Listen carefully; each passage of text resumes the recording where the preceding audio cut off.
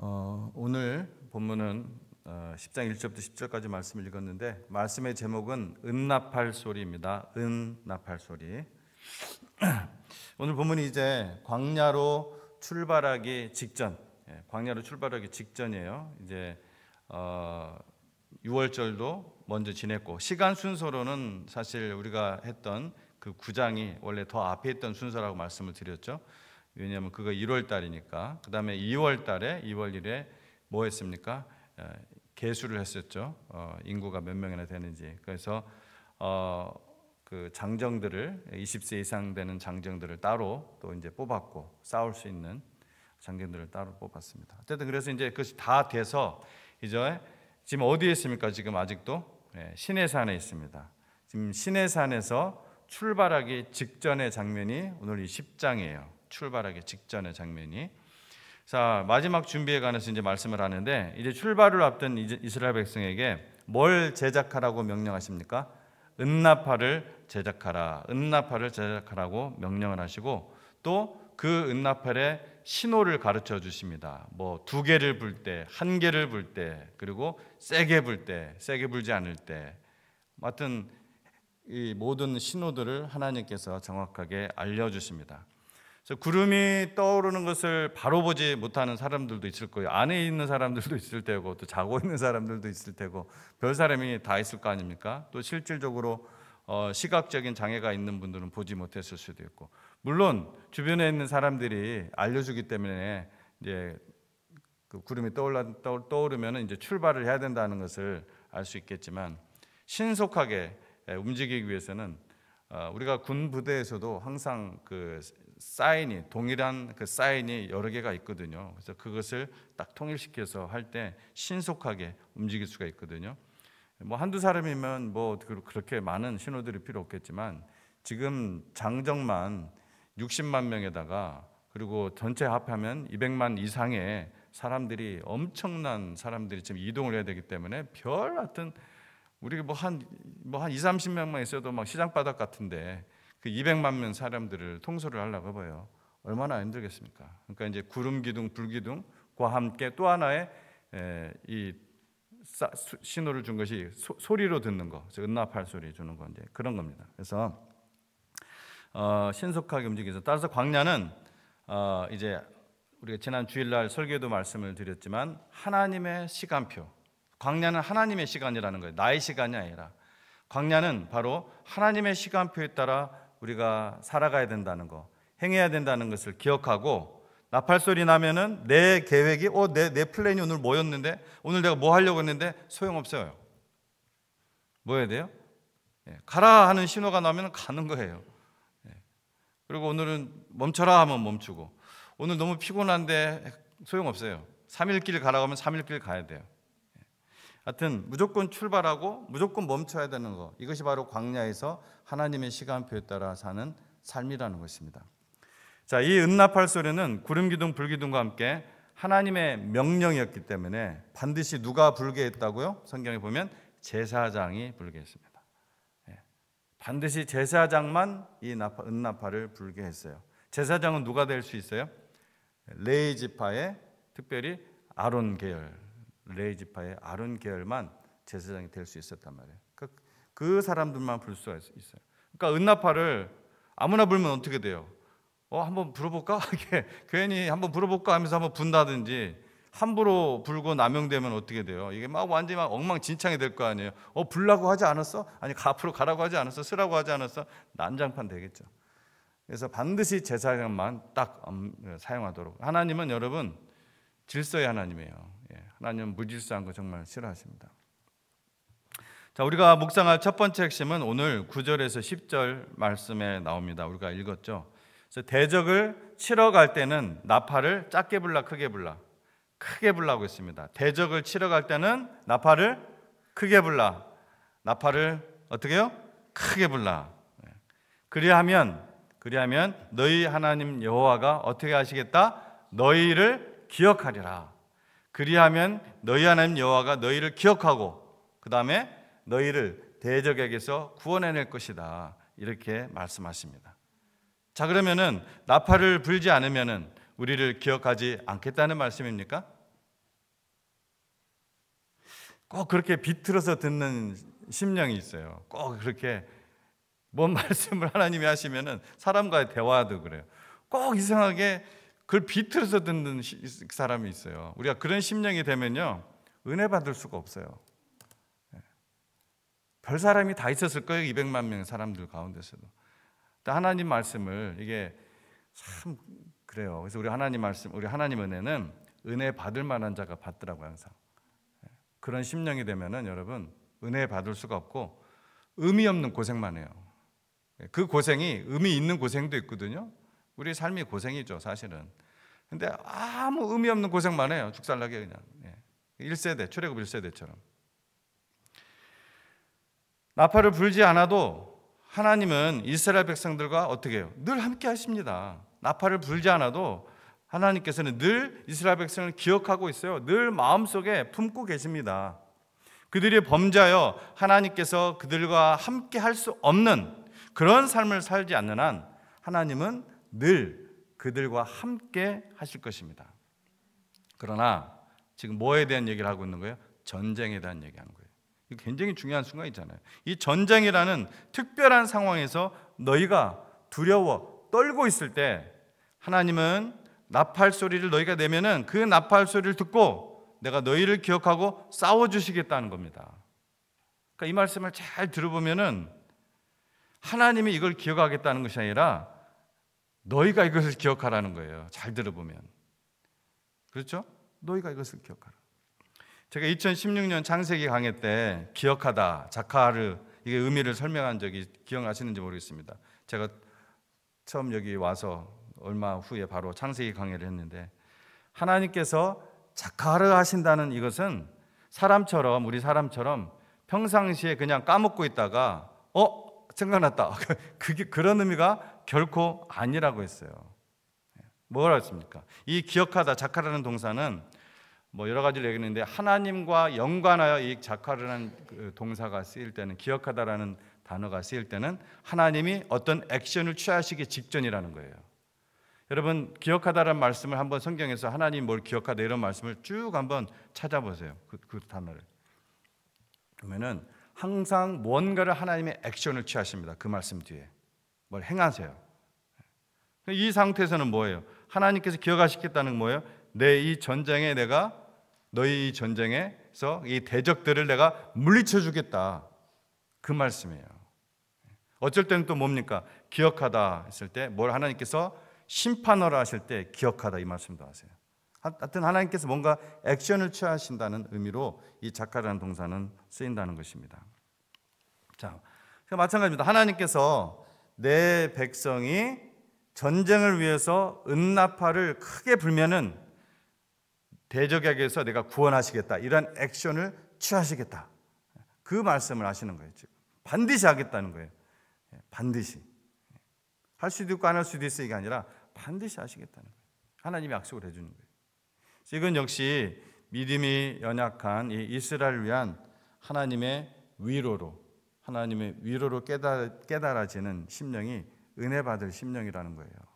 하나님이 그러면은 우리가 부르짖지 않으면 하나님 기억 안 하시겠다는 거예요? 라고 하는 것은 은혜 받는 심령이 아니라는 거예요. 무슨 말씀인지 아시겠어요? 하나님이 기억하신다는 이 말씀이 큰 은혜로 다가오는 심령이 은혜 받는 심령입니다. 은혜 받는 심령이에요. 하나님이 여러분을 자카를 하십니다. 기억하십니다. 오늘날에도 우리 성도를 위한 나팔은 계속 울리고 있을까? 답은 이미 정해져 있겠죠. 뭔가 어떻게 답은 여러분 알고 있겠죠. 하나님께서는 지금도 구약의 이스라엘의 귀에 들려주셨던 것처럼 참으로 영광스럽고 자상한 하나님의 음성을 들려주십니다. 여러분, 하나님 말씀을 읽을 때 하나님께서 들려주시고, 여러분이 기도하실 때 하나님의 말씀을 들려주시고, 또 매주 그런 또 어쩔 때는 그런 말씀이 주관적일 수가 있어요. 여러분, 성경 말씀 읽을 때 나에게 필요한 하나님의 말씀을 주시는 아주 큰 장점도 있지만, 어쩔 때는 성경을 읽다가 너무 혼자서 주관적으로 읽는 그러한 분도 있어요. 그런 위험성이 있기 때문에 항상 누가 있어요? 교회는 교사가 있는 거예요. 교사이자 목자인 목사가 있는 거예요.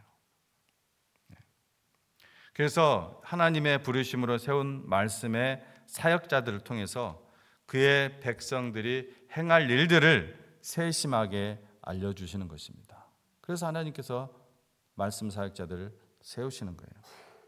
그래서 성도들이 이 기회의 할례만 받으면, 이 마음의 할례를 받기만 한다면은 오늘날에도 동일하게 울려 퍼지는 그 하나님의 은나팔 소리를 매일 들을 수 있다는 것입니다.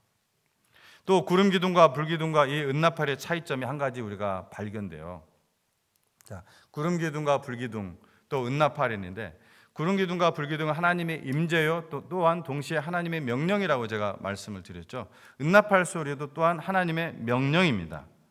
근데 이 은나팔 소리는 하나님의 명령인 동시에 전쟁에서의, 영적 전쟁이든 어떤 전쟁이든 이 전쟁에서의 구원과 승리를 위해서 하나님의 자녀들이 소통하는 그러한 수단처럼도 느껴진다는 거예요. 이 말씀을 읽을 때. 그런 차원에서 크게 나팔을 부는 것은 마치 뭐처럼 느껴져요? 성도가 크게 부르짖는 기도처럼 느껴지죠. 우리가 하나님한테 명령하기 위해서 부르짖는 거 아니잖아요. 그러니까 기도 차원이죠, 기도 차원.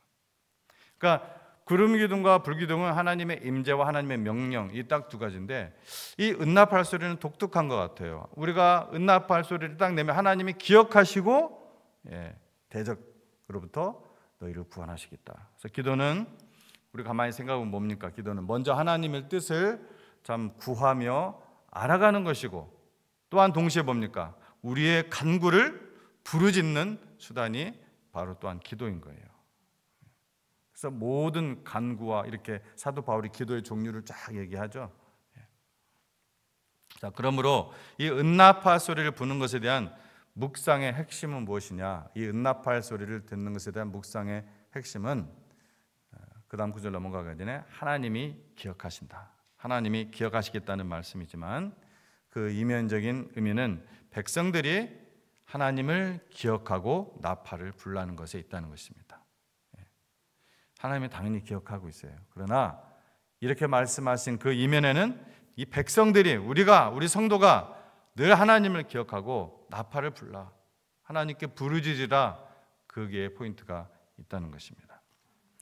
자, 이제 만반의 준비가 이제 다 갖추어졌습니다. 11절에 우리 읽지 않았지만 11절에 보면은 제가 그래서 항상 먼저 오신 분들한테 오늘은 몇 장 합니다 항상 말씀드리죠. 미리 읽으시면 좋아요. 11절에 보면 출애굽한 지 제2년 2월 20일에 드디어 구름 기둥이 떠오르고 행진이 시작되었습니다. 2년 2월 20일 구름 기둥이 딱 떠올랐어요. 성막 위에서 행진이 시작되었습니다. 이 행진과 관련된 33절 말씀을 제가 오늘 좀 주목하려고 해요. 이 구절은 사실 학자들 간에도 좀 다른 주장이 있어서 굳이 내가 이것을 여러분과 수요일 예배 때 해야 되겠는가 하고 이제 넘어가려고 했는데, 사실 이게 자주 나와요. 이게 민수기 전체에서 자주 나오고 출애굽기에서도 나오고 또 여러분이 자주 듣고, 그래서 여러분이 또 좀 어느 정도는 좀 알아야 되지 않겠는가 하는 생각이 좀 들었어요. 그래서 그런 부분이기 때문에 수요일 나오시는 여러분과 함께 나누어야 될 것 같다 생각이 좀 들었습니다. 먼저 어떤 사람들이 그렇게 이야기하는 분도 있지만, 제가 지금까지 그 연구한 말씀을 계속해서 연구한 결과로 확실하게 이 33절이 의미하는 것이 아닌 거 먼저 말씀드리도록 하겠습니다. 심지어 제가 가지고 있는 이 메모 성경에도 그렇게 주석을 달아놨어요. 근데 저는 확실하게 이걸 아니라고 저는 생각을 해요. 자, 여러분 33절 한번 펴보시기 바랍니다. 10장 33절.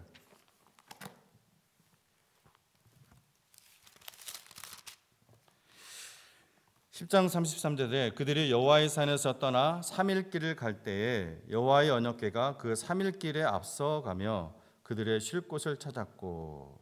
자, 제가 이 10장 33절 말씀 여러분 연상이 좀 되십니까? 이 33절 말씀에 제가 가지고 있는 옆에 이제 주석을 달아놓은 거 여러분 읽어드릴게요. 법궤가 다른 일행보다 3일 길을 앞서 행했던 듯하다.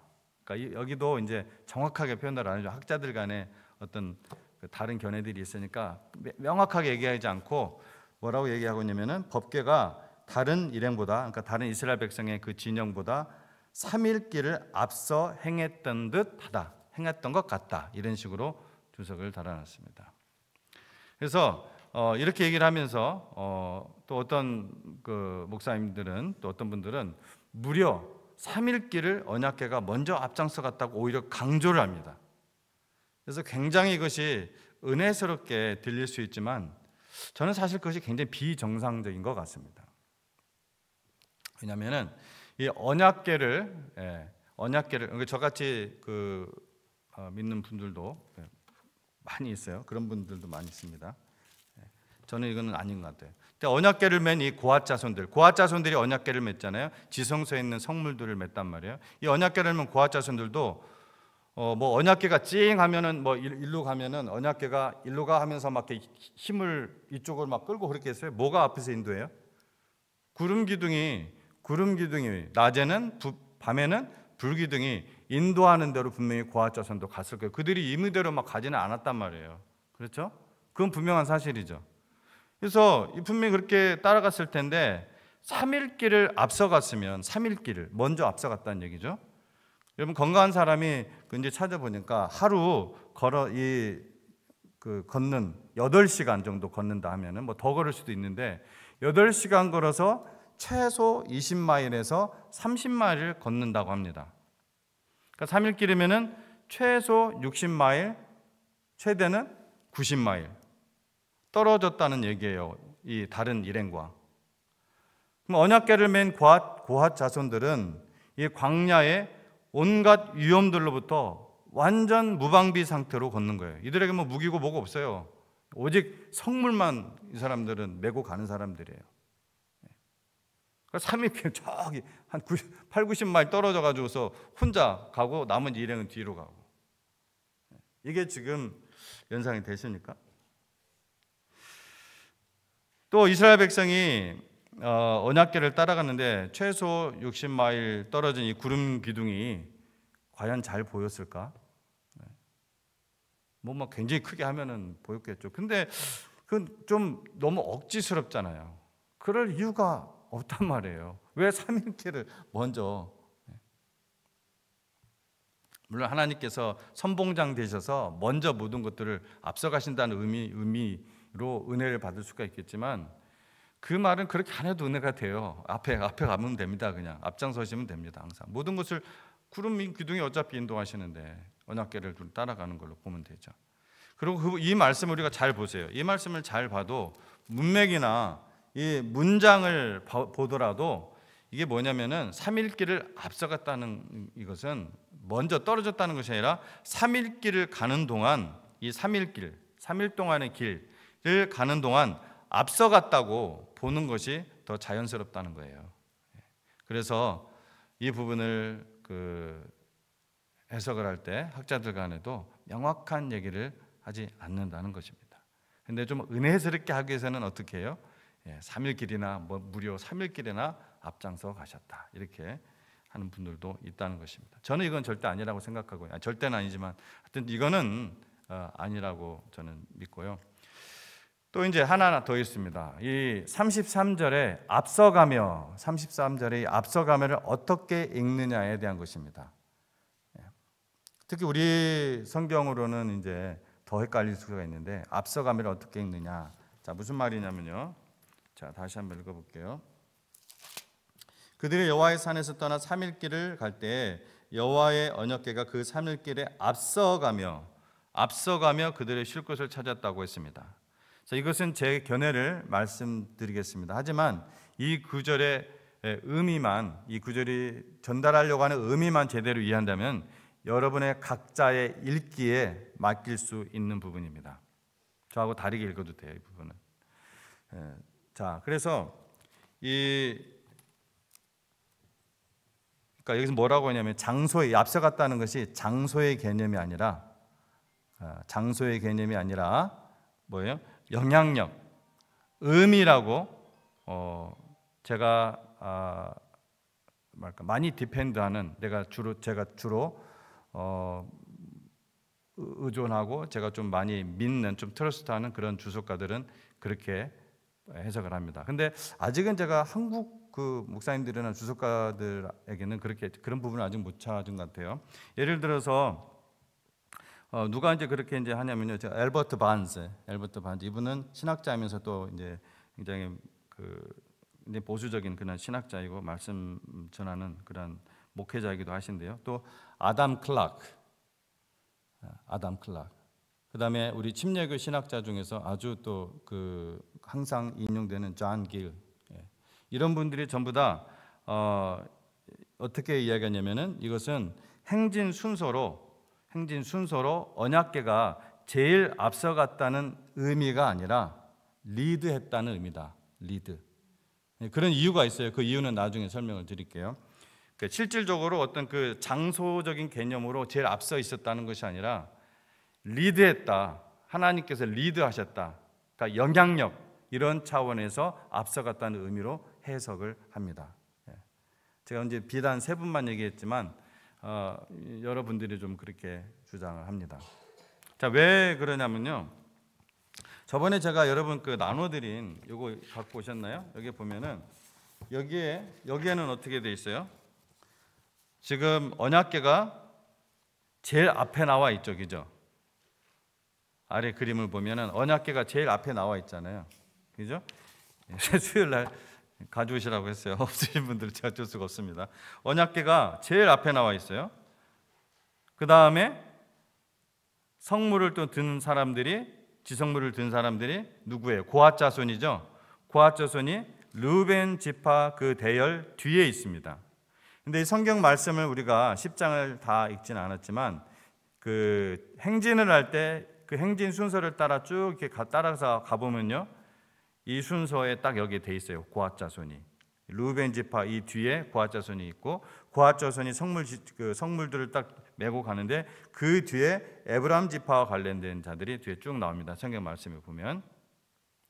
그런데 거기에 이런 순서가 나와 있지 않아요. 언약궤가 제일 앞에 있다 이렇게 나와 있지 않아요.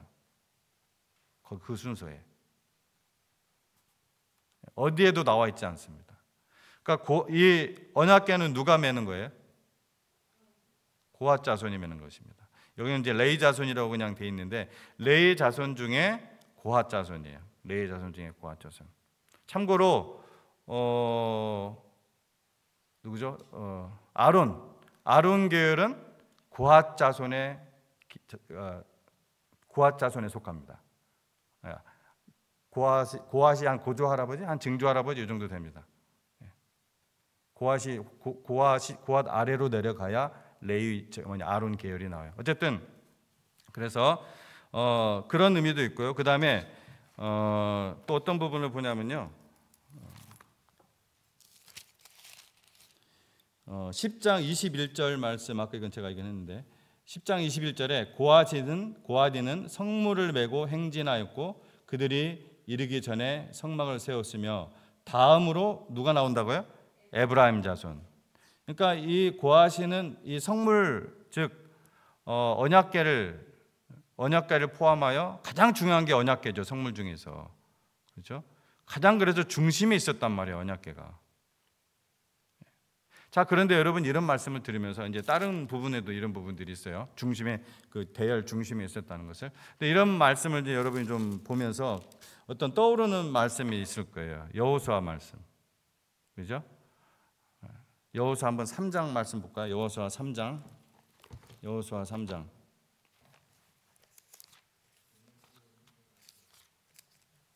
여호수아 3장 3절. 백성에게 명령하여 이르되 너희는 레위 사람 제사장들이 너희 하나님 여호와의 언약궤에 매는 것을 보거든 너희가 있는 곳을 떠나 그 뒤를 따르라. 여기는 지금 뭡니까? 이스라엘 백성이 요단을 건너는 그런 장면이에요. 그래서 뭐가 먼저 가요? 언약궤가 먼저 갑니다. 이 경우는 분명해요. 언약궤가 아예 구체적으로 나와요. 언약궤가 먼저 갑니다. 그러나 광야에서 그들이 행진했을 때 그 순서를 얘기하는 거예요. 지금 광야에서 행진할 때 그 순서는 리드했다. 어떤 장소적 개념이 아니라. 그렇다고 하면 확정적이지는 않습니다. 그래서 제가 여러분에게 이것을 읽을 때 굳이 어떤 장소적 개념으로 항상 언약궤가 앞에 있었다는 것이 정답은 아니라는 거. 여기서 말하려는 포인트는 뭐라는 거예요? 하나님께서 인도자 되시고 선봉장 되셔서 이끌어 가셨다는 거. 그래서 하나님께서 구름 기둥이 앞에 가시고 그 언약궤가 뒤에 따라가는 거죠. 언약궤를 맨 자들이. 그림이 연상이 됩니까? 언약궤 바로 위에 이렇게 구름 기둥이 있으면은 그 맨 사람들이 이렇게 보면서 갈 수는 없잖아요. 무슨 말씀인지 아시겠어요? 예. 언약궤를 맨 자 앞에 보여야 될 거 아니에요. 구름 기둥이 앞에 가고 실제로 언약궤는 사방에 딱 그 앞에 둘러싸여 있죠. 제일 먼저 유다, 그다음에 루벤, 가운데 딱 하나님의 언약궤가 있고 그 뒤에 이제 에브라임, 그다음에 단 계열이 쫙 앞으로 이제 행진하도록 그렇게 했다는 의미로 저는 받아들이고 싶어요. 근데 여러분이 이거는 여러분이 익히는 대로 그냥 읽으시면 되겠습니다. 그래서 다시 한번 말씀드리지만 포인트는 어쨌든 하나님께서 선봉장 되셔서 인도하셨다. 이게 포인트예요. 그것만 기억을 하시면 돼요. 그래서 여러분이 이제 민수기서를 읽을 때 이런 부분이 종종 자주 나오기 때문에 또 여호수아를 읽을 때도 나오기 때문에 그 부분의 어떤 차이점이 좀 미묘하지만 포인트를 잘 알고 계시면 되겠습니다. 자, 그래서 오늘날 믿음의 행진을 하며 살아가는 신약 성도님들이 우리 신약의 성도들이 이것을 믿어야 된다는 거예요. 뭘 믿냐? 항상 하나님이 성도를 이끄시는 대로 살아야 된다는 것입니다. 이 광야에서 항상 하나님께서 이끄신다는 거예요. 우리가 그러면 예를 들어 구름 기둥이 멈춰 있어요. 하나님의 성막 위에. 근데 나는 가야 돼. 그럼 어떻게 해야 돼요? 어떻게 해야 돼요? 어떻게 해야 돼요? 가면 안 되죠. 가면 안 되죠. 나는 가야 되는데 반대로 하나님의 그 구름 기둥은 앞장서서 가고 있는데 딱 성막 위에서 떠가지고서 앞으로 이제 가고 있는데 오늘은 좀 너무 피곤해. 한 1년은 좀 쉬고 싶어. 멈추고 싶어. 그럼 어떻게 해야 돼요? 가야 돼요. 그때도 가야 돼요. 하나님이 멈추면 멈추고 갈 때는 가야 돼요. 그러니까 이거를 우리가 이 광야 세상에서 하나님의 백성이 성공적으로 사는 방식이라는 거예요. 그래서 내가 앞서가면서 하나님 도와주세요. 내가 앞서가. 구름은 저 뒤에 있는데 하나님이 뒤에 있는데 내가 막 앞서면 하나님 도와주세요. 그럼 뭐예요? 하나님이 너 뭐하니? 하나님 아무 응답도 없으시죠. 나 따라와 주세요. 그렇게 살면 어떻게 돼요? 고생만 하는 거예요. 의미 없는 고생만 하는 거예요. 의미 없는 고생만. 내가 비록 뭔가 좀 정체되어 있는 것 같고 뭔가 진취적으로 막 하고 싶은데 계속 그냥 하나님 아무 응답이 없어. 아무래도 안 되겠다. 그냥 가면 돼요, 안 돼요? 안 된다는 거예요. 답답하겠죠. 어떨 땐 막 그냥 3년도 막 계속 머물러 있고 그랬으니까 얼마나 답답했겠어요. 그 광야에서 빨리 광야를 벗어나고 싶을 거 아니에요. 이 답답한 곳, 정말 젓가 끓이 흐르는 그곳 빨리 좀 가고 싶은데 하나님은 계속 하루 이틀, 한 달, 두 달, 1년, 2년, 3년 이거 완전히 하나님이 잊으신 것 같은 걸 거 아니에요. 하나님 완전 우리를 잊었나 생각하실 거 아니에요. 우리가 교회를 생각할 때도 그렇잖아요. 뭔가 좀 정체되어 있는 것 같을 때 하나님 우리를 잊으셨나? 하나님이 우리 가정을 잊으셨나? 하나님이 나를 잊으셨나? 하나님은 뭐 하고 있다고요? 기억하신다고요. 우리를 마음속에 푹 담아두시고 우리가 특별히 범죄하지 않는 한 하나님은 항상 우리와 함께 하시고 우리가 대적을 만날 때 우리가 부르짖으면 응답하시고 우리를 구원하시고 승리하게 하신다는 것, 이걸 우리가 기억하시라는 것입니다. 자, 이렇게 구름기둥과 불기둥, 그리고 오늘 10장 다 끝낼게요. 구름기둥과 불기둥 조금 남아가지고 그래요. 구름기둥과 불기둥, 그리고 응답할 소리로 명령을 해서 처음으로 인도하신 곳이 어디였을까요? 여러분 우리가 읽은 부분에는 안 나옵니다. 10장 12절 보세요. 10장 12절. 처음으로 인도하신 곳.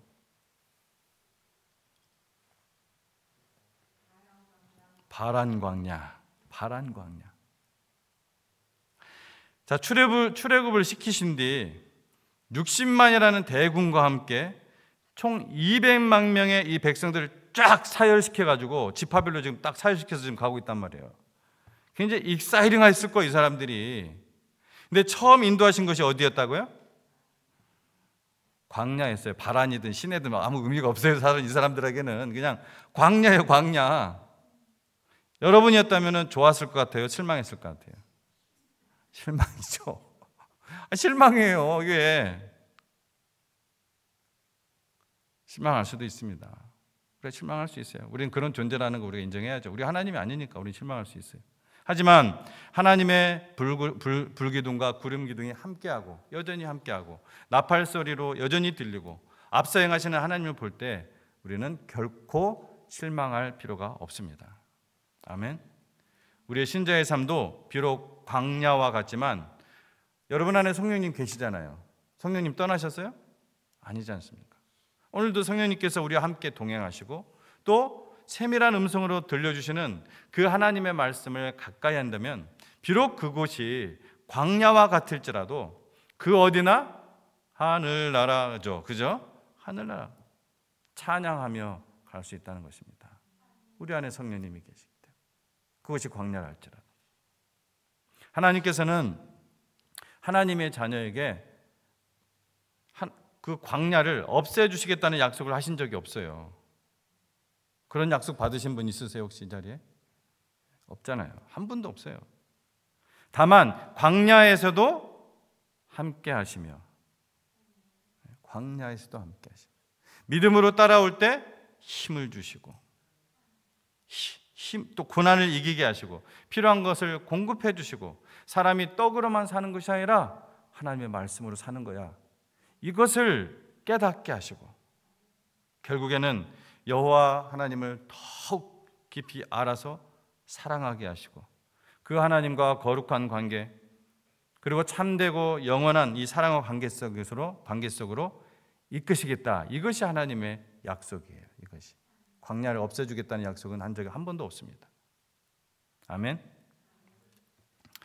자, 이것이 바로 신약 성경에서 신약 성경이 바로 구약 성경에서 우리 하나님의 백성들이 이 광야에서 하나님을 따라가는 삶이었습니다. 나중에 이제 뒤에 10장 35절 36절 보면은 이런 말씀이 나와요. 모세가 이렇게 얘기합니다.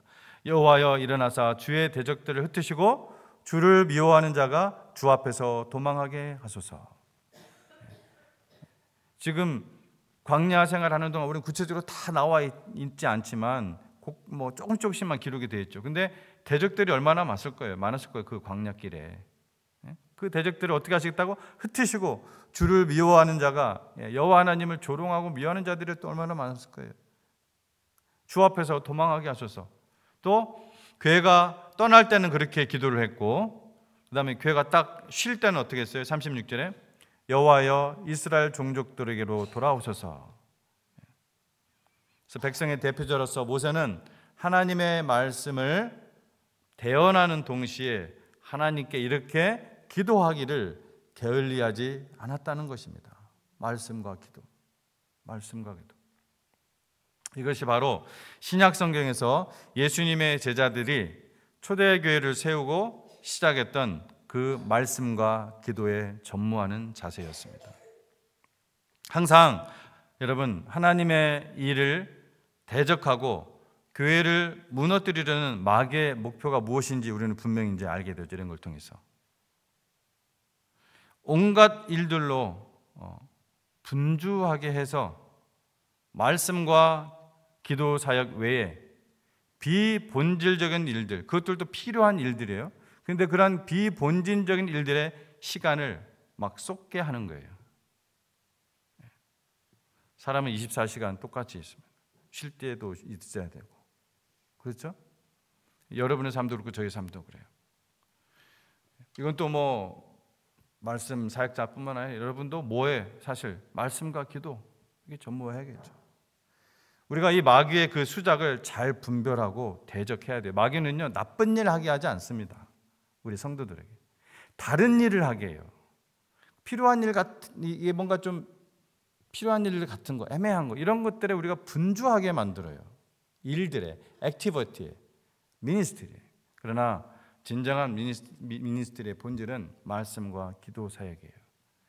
여기에 계신 여러분 모두도 애굽이라는 이 세상에서 가나안이라는 영원한 본향으로 이끄는 광야로 하나님이 부르셨습니다. 우리는 지금 광야에 있어요. 아직 우리가 영원한 천국에 이르지 않았잖아요. 아직 광야에 이르습니다.